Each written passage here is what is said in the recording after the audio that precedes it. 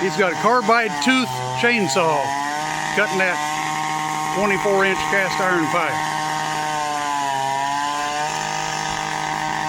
He's been doing it for about 5 minutes before I started taking this video.